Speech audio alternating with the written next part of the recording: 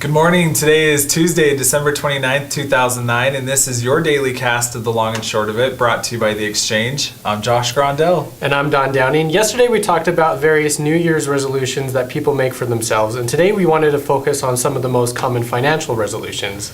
Right. The end of the year is a great time to look back on your spending habits and identify some of your biggest financial faux pas. We all made some financial decisions that we wish we could go back and change, and even the little things add up. Now, identifying some of them will help you avoid them in the future. A good place to start is to print off your bank statements from the entire year and break down your spending into categories. Housing and car payments, credit card payments, utilities, clothing, food and entertainment are some things to keep in mind. Your categories will be different depending on your own spending habits. Now, once that's done, review each item and determine if it is an essential or non-essential expense. Typically, the essential expenses will remain unchanged since they include the cost of basic living needs. And you really want to focus on the non-essential items. Ask yourself a few simple questions about your list. Which categories concern you the most? How much did you average spending in that category last year?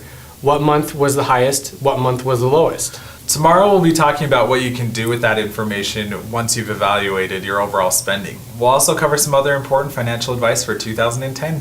Now today's shout out goes to Cassidy Ratliff from West Valley City, Utah. She's attending our boot camp training this week, and we're excited to see her learn all about market mover trading. So remember to email your successes and stories to shoutout@theexchangeut.com for your chance to win a $25 gift card. Now, if you or anyone you know would like to learn more about the exchange and market mover trading, log on to our website at theexchangeut.com for a complete list of upcoming seminars and webinars. There are two announcements tomorrow. At 7:45 a.m. Mountain Standard Time, we have Chicago PMI. Then at 8:30 a.m., we have crude oil. As always, check with your market mover calendar for a complete list of announcement forecasts. And that's all we have for you in the studio today, so stay tuned for the 2 cents. Thanks for watching. Hello everyone, Kristen here with some important information, so listen up. Okay, you're not going to save the earth, but there are plenty of reasons why adopting a pet is good for you and your own personal environment. Unless you have specific reasons why adopting a pet wouldn't fit into your lifestyle, like being evicted by your landlord or constant sneezing, here are 10 great reasons to adopt a pet. 1. Dirty kitchen floors. With an adopted pet, you'll no longer need to kick those bits of food that you drop while cooking to the side. Your new pet will be pleased to dispose of it, and even give that spot on the floor a little wash. Your kitchen floor will always look freshly mopped. 2. Cheaper utility bills. When it's feeling chilly, reach for that furry hand and lap warmer rather than cranking up the thermostat. You'll feel warmer in minutes, and will have made your pet feel loved and useful. Yes, they know when they're being used, but unlike people, they don't seem to mind. 3. Quiet companionship. Tired of not being able to get a word in edgewise, even if you're just talking to yourself? An adopted pet will sit and eagerly listen to you talk, or rant, for hours. Notice that sparkle in their eye, the swishing tail, and possibly a raised eyebrow that you'd never get from a disinterested human. The drooling, I'm not so sure about. 4. Perfect sleeping partner. Your adopted pet will never poke you in the ribs during the night for snoring. It'll snuggle up to you and think you're purring. In the morning, it will love how you look and smell. It might even wash your face for you in exchange for you getting up to pour some food in a bowl.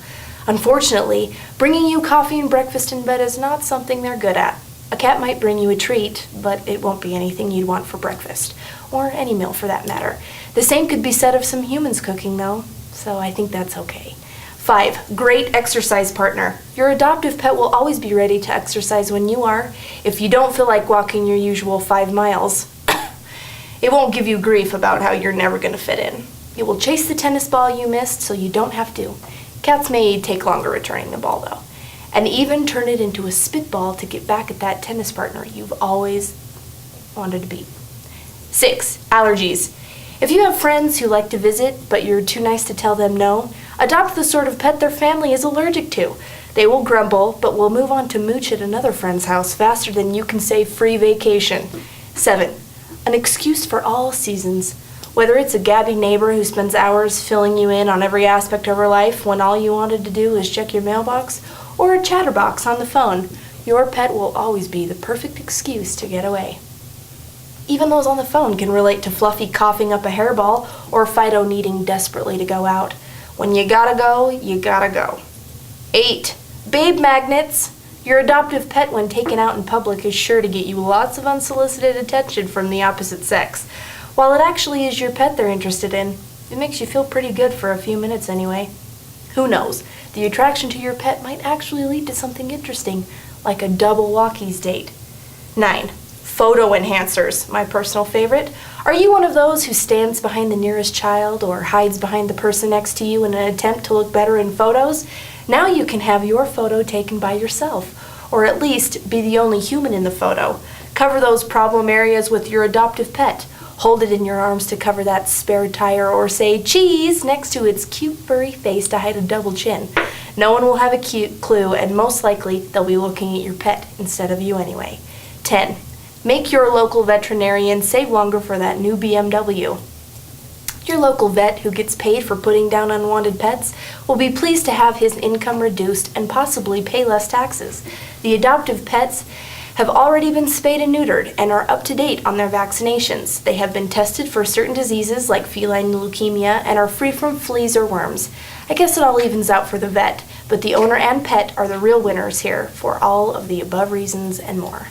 No matter where you live, there are animal lovers working hard to save pets and find suitable homes for them. If you're thinking of a pet for your kids or a pet to keep you company, check with the pet adoption services first before buying an expensive animal from a breeder. The pets up for adoption are often kept in foster homes while waiting to be adopted and are better suited for living in a home than animals raised in cages. They may already be house-trained and have experience with children or other animals too, which means the pet will fit into your lifestyle quicker. Once again, I'm Kristen Barton. Thank you so much for watching and paying attention. And remember,